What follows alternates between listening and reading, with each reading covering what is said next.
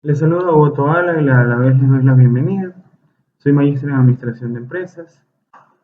Hoy tengo el gusto de participar en el curso ejecutivo Inclusión Organizacional en el siglo XXI, navegando por la diversidad. Específicamente en la unidad de aprendizaje número 5, Sostenibilidad y Mejora Continua en la Inclusión Organizacional. Es un tema muy interesante, tiene muchas aristas, hay muchos puntos que ver. Por eso, esta unidad la hemos separado en 5 secciones, con la finalidad que tenga un mejor entendimiento, se pueda revisar aquellos puntos que son pilares para su implementación, por ejemplo, y también hacer acotación de aquellos errores y falencias que muchas organizaciones cometen, ya sea al momento de comunicar la estrategia de diversidad, o tal vez al implementar un tema de una mejora, o tal vez realizar el tema del diagnóstico. Son cosas que son importantes que tengamos claro. ¿Para qué? Para que estas iniciativas sean permanentes, sean creíbles y sean constructivas para todos aquellos que forman parte de nuestra organización. Y para arrancar con el tema, deberíamos hacernos algunas preguntas. Entre las más importantes es cómo crear una estrategia de diversidad e inclusión. Bueno, el punto de partida es indiscutiblemente el compromiso de las principales partes interesadas. Sin esto es muy difícil que se pueda llevar a buen término. Los líderes necesitan crear una estrategia exitosa de diversidad sobre la base de una visión clara. Esto puede ser comunicado y esto puede ser entendido.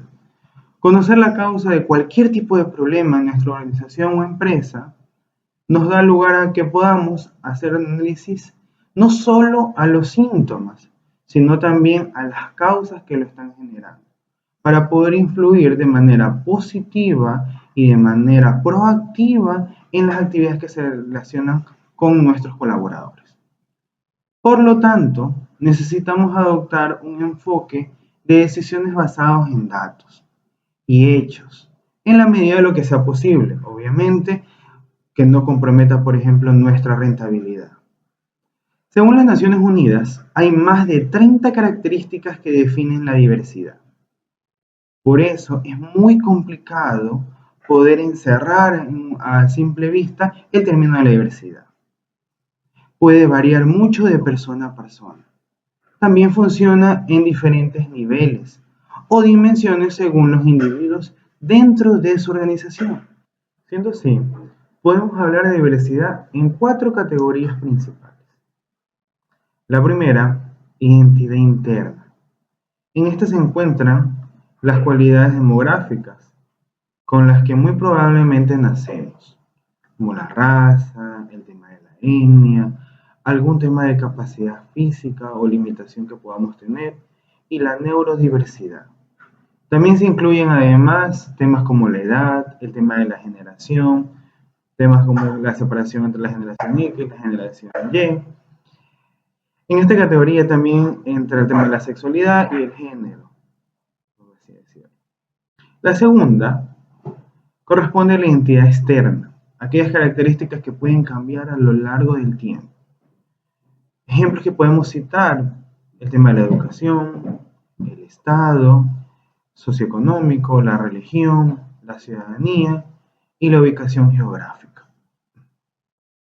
La tercera, tenemos la diversidad organizacional. Incluye roles y responsabilidades, un nivel jerárquico en el que nos encontremos dentro de una organización, departamentos o afiliación sindical. Por último, tenemos la cuarta dimensión, que es la diversidad de cosmovisión. Incluye la afiliación política, el entorno cultural y el conocimiento histórico. Cada uno puede percibir el mundo de distintas maneras según las experiencias que ha vivido.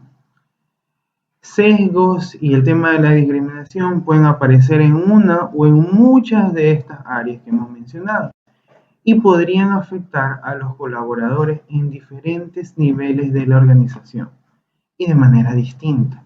Por esto es que el análisis dentro de la diversidad es un tema que se vuelve un poco complejo, pero hay que dedicarle el tiempo suficiente. Por ejemplo, nosotros podemos decir, sí, dentro de nuestra organización Hay un tema de inclusión, podemos revisar el tema de las estadísticas. Hay un gran número de mujeres dentro de nuestra organización, sí. Pero lo que también hay que analizar es en qué posición jerárquica se encuentran esas mujeres a las que usted está mencionando. Entrando en materia, el primer apartado que vamos a revisar es estrategias para medir la efectividad de las iniciativas inclusivas. Un tema donde debemos cuestionarnos. Yo siempre invito al tema de reflexionar y un poco preguntarnos a nosotros mismos. En este caso, ¿por qué es importante evaluar las iniciativas de diversidad e inclusión de una empresa? Es fundamental reconocer qué se ha logrado y cuáles son las carencias que se tienen. ¿Por qué? Esto nos va a abrir un panorama sobre las medidas que ya existen. ¿Qué tan elevado es ese nivel de reconocimiento dentro de la organización? Si damos cuenta, son algunas preguntas que a las veces son difíciles de hacer, pero que son indispensables ¿para qué? Para tal vez no tener un impacto negativo entre nuestros colaboradores, porque tal vez nosotros podemos tener que una empresa empapelada con temas acerca de la inclusión, pero si esos colaboradores no se sienten reflejados, realmente el resultado que usted está teniendo no es el óptimo. Y lo que va a hacer es un cambio, un efecto contraproducente. Cuando nosotros estamos incorporando el tema de estas iniciativas, uno de los errores principales que cometen los directivos, responsables de las organizaciones, es creer que cumplir al 100% con la ley me hace tener una estrategia de inclusión. Yo ya cumplí con lo que me estaban pidiendo la normativa tal, el instituto tal, y por eso yo ya cumplí mi tarea y no tengo que ver nada más allá de eso. Sin embargo, hay muchas otras razones. Una de ellas, una fuerza laboral diversa puede aportar una variedad de perspectivas y experiencias, lo que puede conducir a las soluciones más innovadoras y una mejor toma de decisiones. Recordemos que los clientes que estamos teniendo también se ven representados ¿por qué? Por esos trabajadores. La inclusión fomenta un sentido de pertenencia y compromiso, lo que puede impulsar la moral y la retención de los empleados. Se sienten en un lugar mucho más estable, un lugar que les da tal vez un tema de una acogida, los representa y los cuida. Hay varias formas de evaluar las iniciativas de diversidad e inclusión dentro de una organización y nos enfocaremos básicamente en tres para darle un mayor peso y más poder ir abriendo un poco más este tema. El primero es comprobar sus números y sus estadísticas. Una forma de medir el compromiso dentro de una organización acerca de estos temas es observar realmente cuál es la realidad que nosotros estamos viviendo. Entonces, miremos el tema de la composición de la fuerza laboral. ¿Quiénes forman parte de nuestra plantilla? Esto puede darles una idea de qué tan bien le está yendo a la empresa y en términos de reclutamiento y retención de fuerza laboral, la diversidad que nosotros manejamos. Lo que incluye, por ejemplo, porcentaje de mujeres y grupos minoritarios en puestos de liderazgo. Esto es importante que también lo veamos, como lo mencioné en la parte inicial. La proporción de mujeres y hombres en la fuerza laboral. El porcentaje de empleados de diferentes orígenes raciales y étnicos. El segundo es revisar las políticas que tiene la empresa. Otra forma de evaluar los esfuerzos de la diversidad y de inclusión que tiene una organización es justamente observar sus procedimientos, sus instructivos, sus normativas, su forma de hacer las cosas. ¿Por qué? Todos estos documentos que he mencionado anteriormente son la ruta que van a los colaboradores ante situaciones, por ejemplo, de discriminación que se sientan violentados. Esto le va a dar al trabajador una garantía. También se puede incluir el tema de los beneficios para la familia, si cuenta con un programa de apoyo a los empleados o algún grupo de representación. Si la gente sabe cómo realizar las cosas, lo va a ayudar mucho para entender lo que la compañía espera de ellos. Esto puede también reflejar el compromiso que tiene la organización. Ellos van a ver, por ejemplo, lineamientos claros, van a entender que se va a respetar el tema de la diversidad, que es un entorno responsable y que respeta como tal. Por último, pero no menos importante, puede y debe hablarse con los empleados sobre sus experiencias con la diversidad y la inclusión en el lugar de trabajo. Esto puede brindarle información muy importante y relevante. Realmente, ¿a quién nosotros queremos impactar con estas medidas de inclusión? A nuestros grupos de interés. Y uno de los grupos de interés que en muchas ocasiones es relegado es el tema de los trabajadores. Por eso, al conversar con nuestros trabajadores, nosotros estamos viendo si estamos marcando alguna diferencia en el transcurso de su dinámica laboral. Independientemente cómo se evalúen las iniciativas de diversidad e inclusión, es importante recordar que estos esfuerzos tienen que ser continuos. No podemos esperar simplemente a que sea inicio de año o que tal vez tengamos una evaluación semestral o una evaluación anual para voltearnos a los trabajadores y comenzar a preguntar cómo se sienten, qué les ha faltado, tal vez se sienten violentados de alguna manera, algún espacio laboral, si tal vez no cuentan con alguna herramienta, tal vez si la evaluación que se les está haciendo no la consideran justa y por qué no se considera justa. Entonces, la diversidad y la inclusión no son objetivos que se pueden quedar estáticos. No puede llegar un enero y decir, estos van a ser los grupos que nos vamos a enfocar. Y de ahí no lo volvemos a tocar el tema hasta una próxima reunión semestral. Deben evolucionar continuamente para satisfacer que todas las necesidades cambiantes de la fuerza laboral y del mundo que nos rodea. No podemos simplemente aislarnos y creer que la empresa son esas 4 paredes en las que está construida. La conversación con los colaboradores debe estar encaminada a 2 aspectos. Uno de ellos es evaluar la cultura. Esto incluye cosas como si existe un sentimiento de inclusión en la empresa, si los empleados se sienten cómodos hablando sobre cuestiones de diversidad y de inclusión, y si la empresa está tomando medidas responsables para abordar cualquier problema sistémico que se esté generando. Es ahí donde una de las acotaciones que debemos hacer es, existen espacios seguros y espacios de apertura para los trabajadores, donde tal vez puedan comunicar estos sentimientos o estas afectaciones, por decirlo de alguna manera, de una manera que no sientan que va a haber represalias sobre ellos. Que le invite a la organización a que haga una respuesta oportuna a esos comentarios.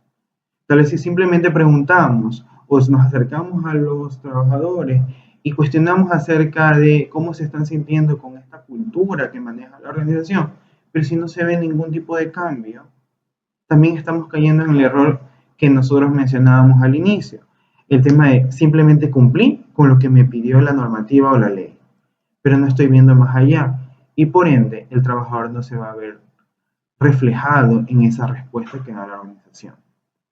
El segundo punto es hacer preguntas. No debemos temer hacer preguntas sobre las iniciativas de diversidad e inclusión de una empresa. Un error muy común es que cuando nosotros estamos haciendo tal vez un tema de un cuestionario, un tema de una encuesta, vamos sesgando de primera mano esas respuestas y esas preguntas y esos puntos en los que nos puede mencionar o dar alguna acotación o alguna retroalimentación del trabajador.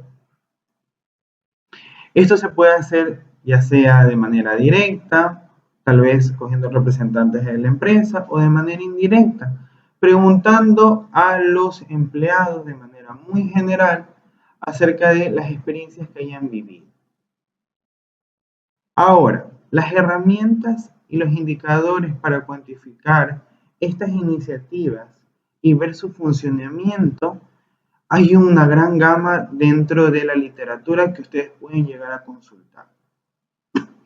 Y pueden revisar y puede que tal vez algunas sean más aplicables para un modelo de negocio que para otro. Esto es vital que lo tengamos muy claro. Lo mismo que hace la empresa A no lo puede copiar idénticamente lo que hace la empresa, lo que va a hacer la empresa B. Hay distintas realidades, distintos tamaños, distintos tipos de interacción entre los trabajadores, entre los responsables de la administración, entre los mecanismos y los procesos que estamos llevando a cabo dentro de una empresa.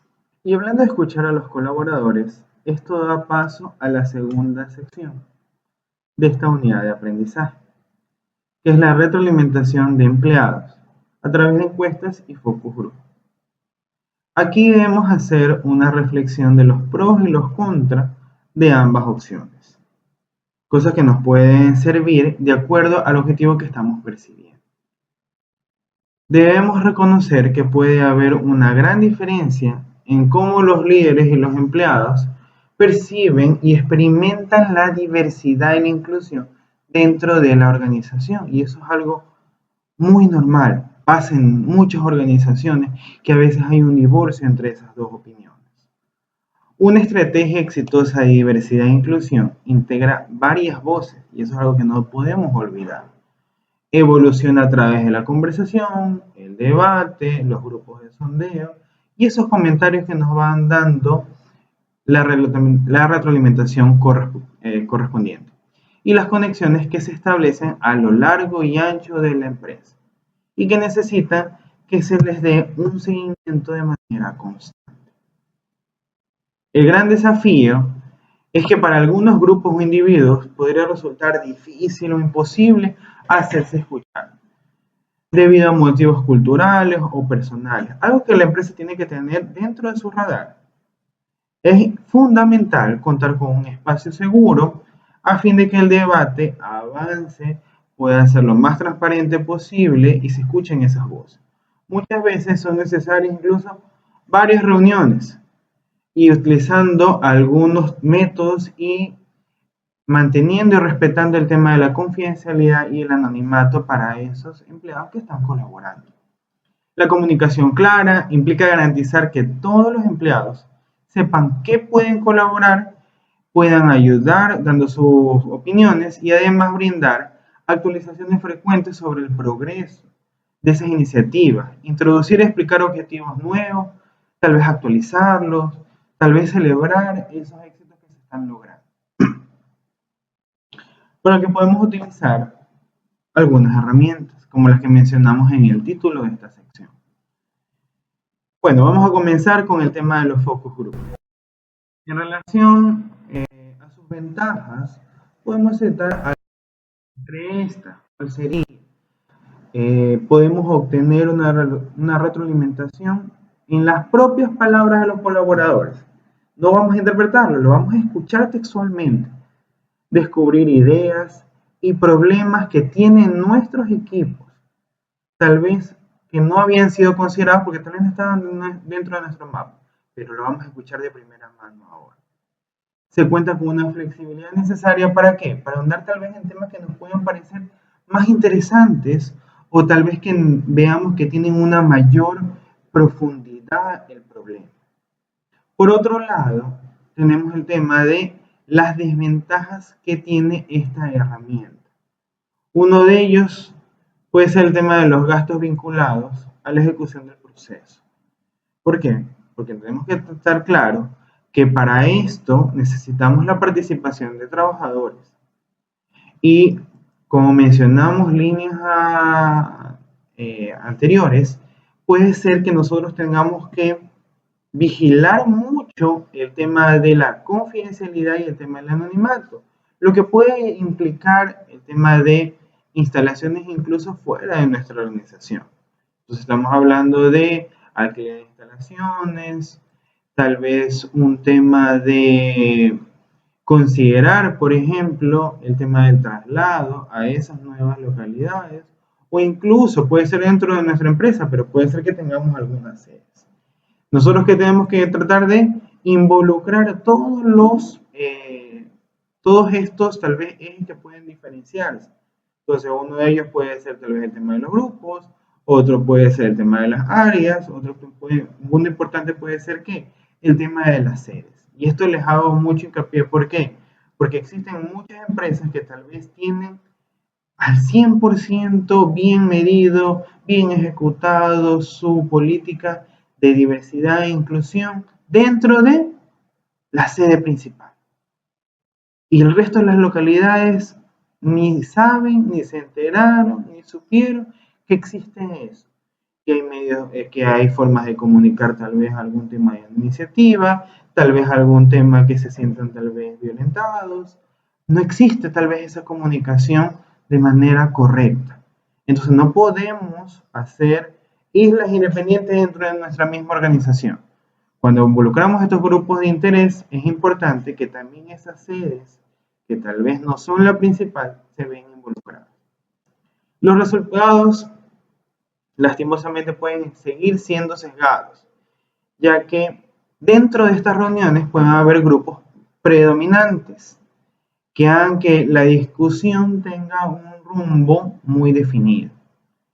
Y lo que también es relevante que lo tengamos presente es el tema de el tiempo que va a destinar el trabajador para este tipo de actividad, que también la empresa lo tiene que tener mapeado, porque no vamos a tal vez un poco deslindar el tema de nuestros procesos, tal vez perjudicarlo en algún punto, un tema de una planificación, todo eso tenemos que poderlo evaluar y medir. No es algo que tal vez sea excesivamente demandante, pero tiene que estar dentro de los marcos de nuestra planificación para no presentar ningún tipo de, tal vez, no sé, un tipo de problema con tiempos, temas de entrega, temas de compra, cosas por el estilo.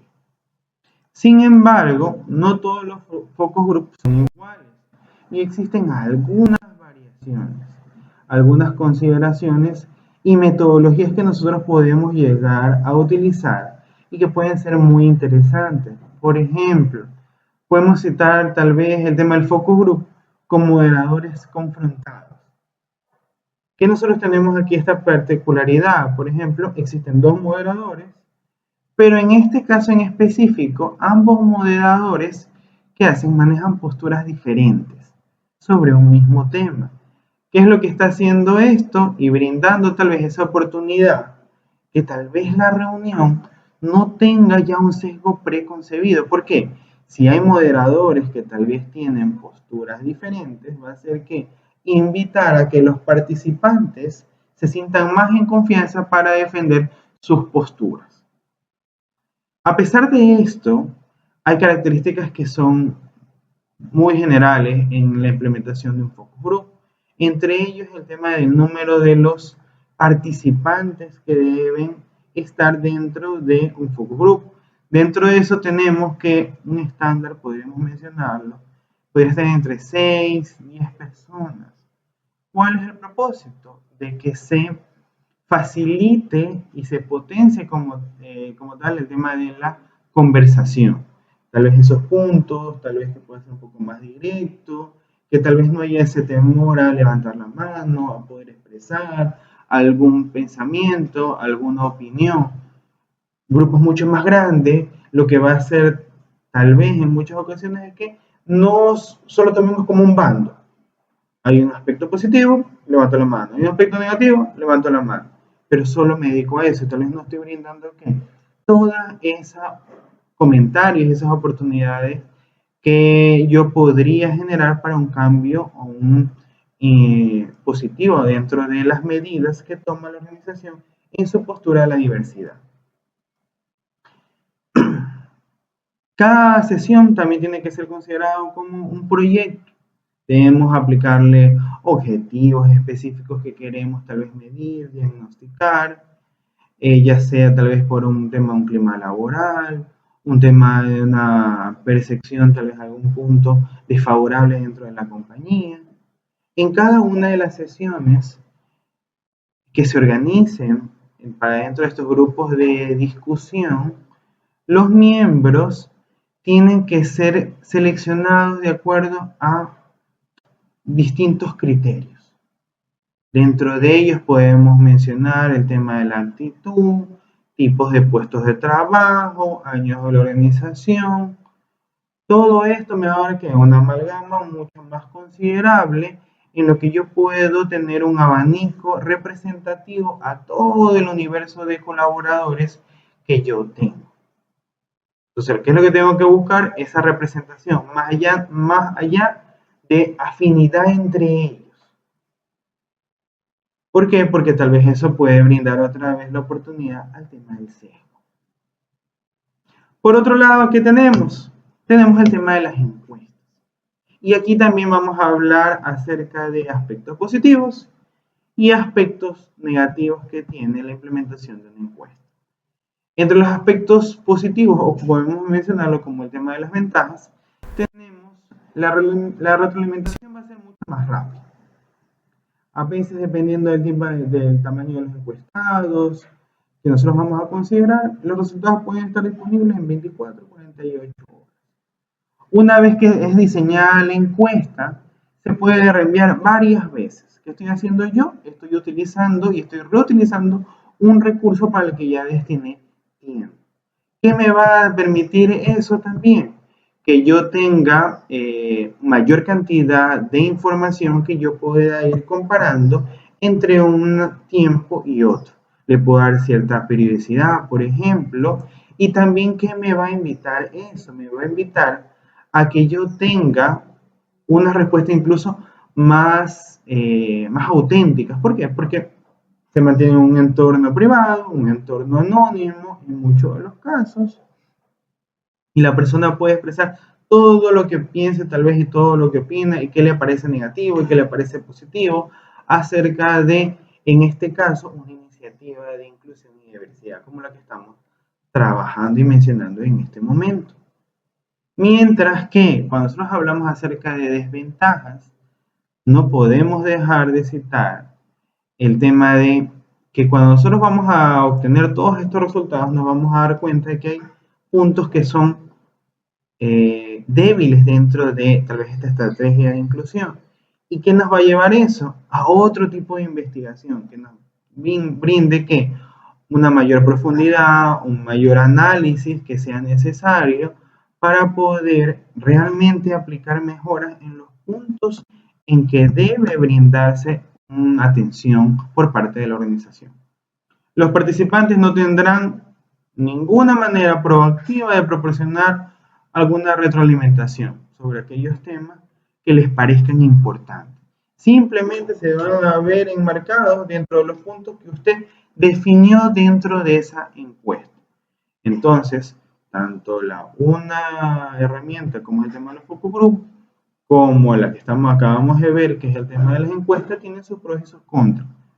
Pueden ser complementados perfectamente. Usted puede tal vez planificar, comenzar con un tema de una encuesta, tal vez con puntos muy generales, con tal vez citando las iniciativas que ya ha puesto en práctica, y a renglón seguido revisar esos resultados e implementar ¿qué? Tal vez un focus group. ¿Para qué? Para ahondar como tal en esos puntos que tal vez le llaman la atención y que usted sabe y usted cree que pueden ser tal vez la solución para una implementación efectiva. En la tercera sección trataremos sobre la implementación de ajustes basados en la retroalimentación que hemos obtenido de nuestros colaboradores. El cambio siempre va a traer consigo la resistencia. En el caso de la inclusión y la diversidad, abordar el problema podría parecer demasiado complejo o requerir muchos cambios o mucho tiempo. En base a los estudios, nosotros podemos decir que se demuestra que las empresas no gastan más del 20% de su tiempo en inclusión y diversidad. Por otra parte, los empleados podrían creer que el cambio no es posible, tal vez ¿por qué? Porque no se ha gestionado de una manera correcta en ocasiones anteriores, tal vez se ha hecho pequeñas iniciativas que tal vez no tuvieron un fruto, y las iniciativas tal vez que se dieron a cabo no incluyeron ciertos grupos minoritarios, por decirles de alguna manera, o reaccionar ante una posible discriminación inversa. En muchas de las organizaciones, en muchos de los casos, cómo son gestionados, la dirección no hizo una conexión directa entre la inclusión y la diversidad y la misión de la empresa. ¿Qué vuelve eso? Eso vuelve a estas iniciativas muy pesadas, que sean compromisos demasiado fuertes, demasiado excesivos, ¿para qué? Para la organización, y que cada acción que se tome, cada recurso que se esté colocando dentro de esta estrategia, la organización no la vea como que suma, sino que simplemente le está generando un gasto innecesario para la organización. Por eso es importante que nosotros podamos vincularlo correctamente con el propósito de mi empresa. Esto es algo que rescata mucho Terry Yossi, expresidente y CEO de World Environment Center. Esa falta, por decirlo así, de atención repercute en los niveles, digamos, organizacionales, que son la mayor cantidad. Tal vez los colaboradores que tienen, tal vez rangos de operación, de alguna manera de decirlo. ¿Por qué? Porque pueden ser que no se encuentren representados por las iniciativas que la organización está tomando. ¿A qué se debe eso? Hay muchos motivos. Desde un tema de indiferencia o una falta de foco por parte de las organizaciones, de las gerencias, de los líderes que representan a estos grupos. Hay una poca claridad respecto a la retribución o al tema de los resultados que se pueden obtener. Tal vez el tema de faltas de métricas, de indicadores confiables, cosas que no me van a mí a dar resultado y respuesta acerca de cuál es la repercusión que está teniendo en nuestros colaboradores. Menos del 50% de las empresas realmente conocen la efectividad que están teniendo sus programas acerca de diversidad y acerca de inclusión. ¿Qué está haciendo esto? Está haciendo que usted tenga organizaciones llenas de panfletos, de propagandas, tal vez temas de páginas web donde mencione que somos una empresa responsable, somos una empresa inclusiva, somos una empresa diversa, pero realmente sus colaboradores no lo sienten así y sienten que esto no es una realidad que ellos están viviendo. Los administradores de las empresas deberían fomentar las iniciativas de diversidad, viendo siendo un eje principal y motor dentro de estas acciones. ¿Para qué? Para que se comprometa como tal y garantice el progreso y la integridad de los valores de las iniciativas de inclusión en la misión y los objetivos de la organización. Si no, hay un divorcio que al final del día va a pesarle mucho a la compañía. Y por esto es que muchas iniciativas son abandonadas. Es aquí donde el trabajador pierde ¿qué? Pierde la credibilidad en esas acciones. Hay importantes representantes de organizaciones que han dicho que los objetivos ambiciosos deben ser comunicados de manera clara, tanto aquí, tanto a las juntas directivas que puedan permitir visualizarlo como algo retador, algo en lo que debe involucrarse la organización, pero también tienen que vincularse con ¿qué? Con resultados financieros. Y tienen que ser comunicados a quienes van a ser implementados. ¿Para qué? Para que puedan desempeñar las acciones de una manera correcta. Y aquí es donde involucramos tanto a la administración, tanto a los líderes, como al personal que está trabajando con nosotros. En la cuarta sección se hablará sobre la integración de la diversidad en la estrategia empresarial, para lo que hay que enfatizar en dos pilares principalmente en los que se debe basar una estrategia de diversidad en nuestras organizaciones. Los pilares de la estrategia de diversidad empresarial son elementos comunes a todas las personas y no solo si personas pertenecen tal vez a una minoría en específico o un grupo de riesgo o de exclusión, de modo que cualquier trabajador pueda verse que reflejado en los mismos. Esto es muy importante para que no se vea como una acción forzada, sino que se vea como algo natural, algo a lo que quiero formar parte. También hay que ser conceptos no perecederos, es decir, que tengan vigencia en cualquier momento de la vida, de la organización, y no solo tal vez por alguna moda, tal vez por algún sentimiento en particular. Por ejemplo, si nosotros nos enmarcamos tal vez en una diversidad funcional o en una diversidad de género, estamos dando respuesta exclusivamente a las personas con discapacidad o a las mujeres. Esta diversidad etiquetada, por tanto, no puede erigirse como un pilar de nuestra estrategia, pues puede dejar afuera que a muchos otros grupos y a muchos otros trabajadores que también forman parte de nuestra organización y que tal vez esas estrategias en algún momento puedan tener que una fecha de caducidad. Por eso, los pilares de los que vamos a hablar y estos ejes tienen que ser que el talento y la dignidad de las personas, cosas que tienen que estar de forma permanente en las estrategias de diversidad. Ambos son elementos intrínsecos a todas las personas y nunca van a pasar como de moda o tal vez va a ser algo que no sea viable o que tal vez no corresponda a alguna tendencia en particular. Cuando nosotros nos estamos refiriendo a este primer pilar que corresponde al tema del talento, esto va a englobar capacidades y actitudes de una persona para aprender o desarrollar ya sea una habilidad, una ocupación, un proyecto.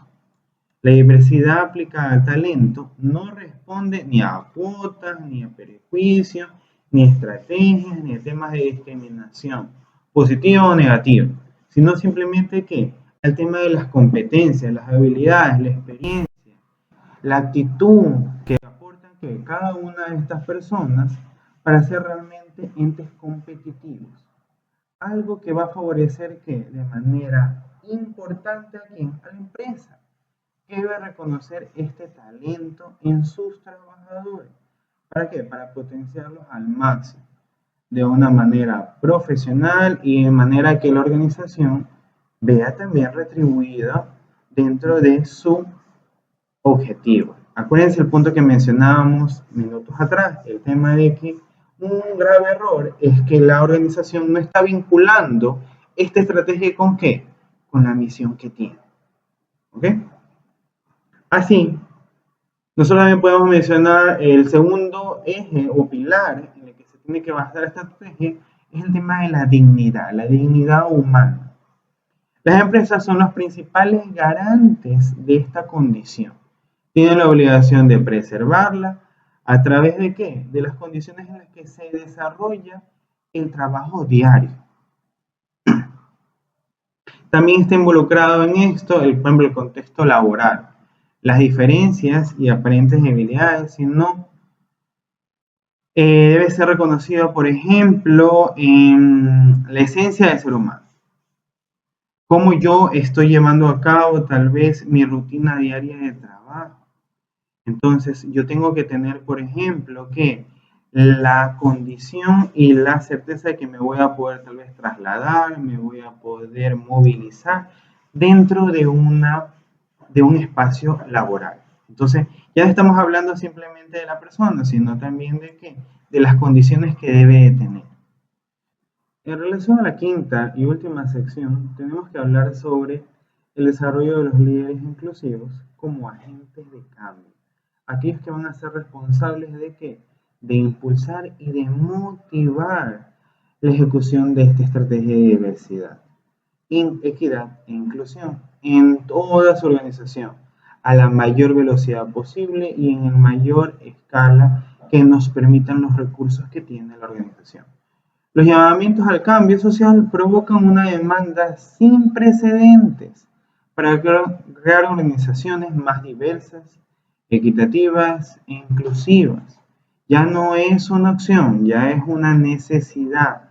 No solo porque es lo correcto, sino porque también es lo más inteligente. Nos acercamos más a qué? A nuestros clientes y a nuestros trabajadores.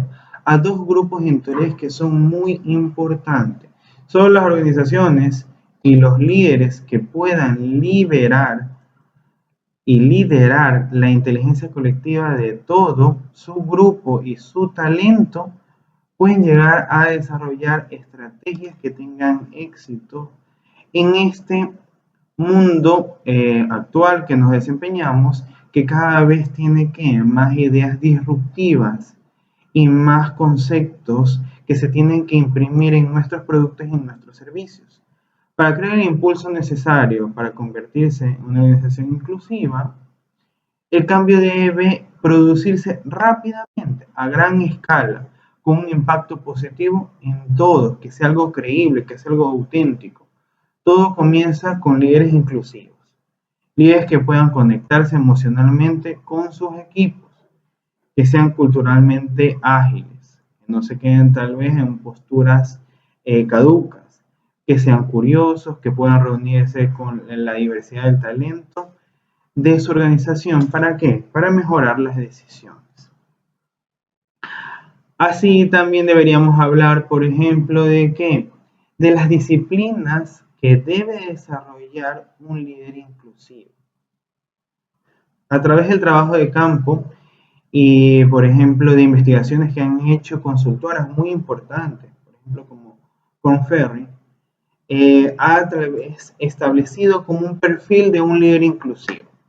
Dentro de esto nosotros vamos a encontrar disciplinas que son vitales que puedan ejemplificarse y verse. Por ejemplo, el tema de lograr la transformación, construir confianza interpersonal, que haya esa conexión, que pueda entenderse, que pueda asimilarse lo que me está diciendo tal vez ese colaborador y que esa persona lo vea como algo real y algo tangible. Que pueda aplicar una mentalidad de adaptación a estos cambios que se están generando, este mundo que está cada vez más, como lo mencionamos, un poco más disruptivo, ¿no? Ya salimos un poco de los parámetros tradicionales que tal vez se manejaban 50 años atrás, 40 años atrás, ¿no? Vamos a también a tener que trabajar en la disciplina de optimizar el talento. Saquemos y aprovechemos lo más importante que pueda tener las personas que trabajan con nosotros, no limitarlas de lleno, porque es uno de los errores que muchas veces cometemos y es lo que aquí invitamos a que no lo volvamos a hacer. Integrar perspectivas diversas, no ver solo un enfoque, no solo ver un punto de vista en específico, sino que poder hacer provecho de toda esta amalgama de opiniones que estamos teniendo en la actualidad. Así, también vamos a tener tenemos que tener rasgos característicos que van a diferenciar a un líder que sea inclusivo. Entre esos tenemos el tema de la agilidad, tenemos el tema de la resiliencia emocional. ¿Para qué? Para tal vez un poco poder aprovechar estas diversas situaciones que vamos a vivir. Entonces, ¿qué nos está diciendo? Nos está diciendo y nos invita a que podamos llevarlo a cabo de una manera responsable.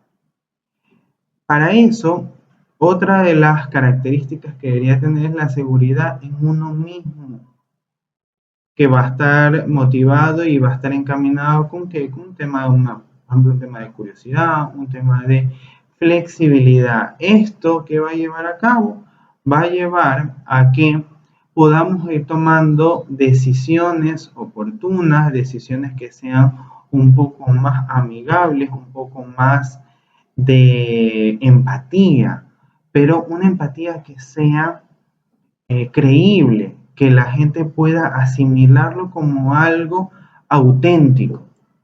Muchos de los errores y muchas de las limitaciones que tenemos a veces es que, por ejemplo, podemos tener a alguien que sea en un área que lo está haciendo muy bien, pero tal vez no hay una conexión con sus trabajadores. Entonces, cuando quiere desempeñar actividades y estrategias que son, por ejemplo, escuchar el tema de la diversidad, escuchar temas de inclusión, va a haber una separación, no va a ser algo creíble. Entonces tenemos que poder ir moldeando como tal estas características, estas disciplinas que debe tener. ¿Para qué? Para que nosotros llevemos nuestras empresas a estrategias de nivel mundial. Si nos referimos tal vez a una estadística a nivel mundial, se dice que solo se considera que 5%, estadísticamente, solo 5% de los líderes pueden ser considerados como inclusivos. El máximo identificado en una región en particular llegó solo al 13%. Y estos fueron enfoques más europeos, por decirlo de alguna manera. Como algo fuimos tal vez detallando, estas características tienen algo en particular. Estos comportamientos y estas disciplinas pueden ser desarrollados. No constituye como algo innato, si se nace o no se nace con eso, no. Son actividades en las que podemos ir trabajando, en las que sí debemos vigilar es en tener que una mentalidad abierta que me permita trabajar con distintas disciplinas, distintos rasgos, características que tengan mis trabajadores y que me proponga sacar este provecho y darles confianza, que estas relaciones sean un poco más auténticas y que me preocupe de no solo transmitir y decir, sino también escuchar. Para esto aquí poder irlo incorporando en las nuevas estrategias, ya sea comerciales, ya sea operacionales, sean de proceso, para que vuelva a ser algo recurrente, algo de lo que yo me vaya alimentando como líder. Al escuchar yo a mi trabajador, yo estoy asegurándome que el día de mañana, si algo está ocurriendo mal, algo está pasando, algo no lo tuve dentro de mi radar, alguien va a levantar la mano de mi equipo de trabajo y me va a decir, podemos hacer tal cosa, podemos cambiar tal cosa, podemos reducir el tiempo en tal cosa, podemos incorporar a tal grupo de personas, podemos sacar tal idea adelante. Y la frase clave de todo esto que se mencionó es la conjugación del verbo. No dije puedo, dije podemos. Es algo que los líderes tienen que tener muy claro. Y de esta manera concluimos el recorrido por la unidad de aprendizaje número 5, no sin antes agradecer por la atención prestada y poniéndome a las órdenes ante cualquier tipo de inquietud o cualquier tipo de recomendación que lo vean oportuno. Que tengan todos un excelente día. Será hasta otra oportunidad. Repito, mi nombre es Hugo Toala. Un gusto.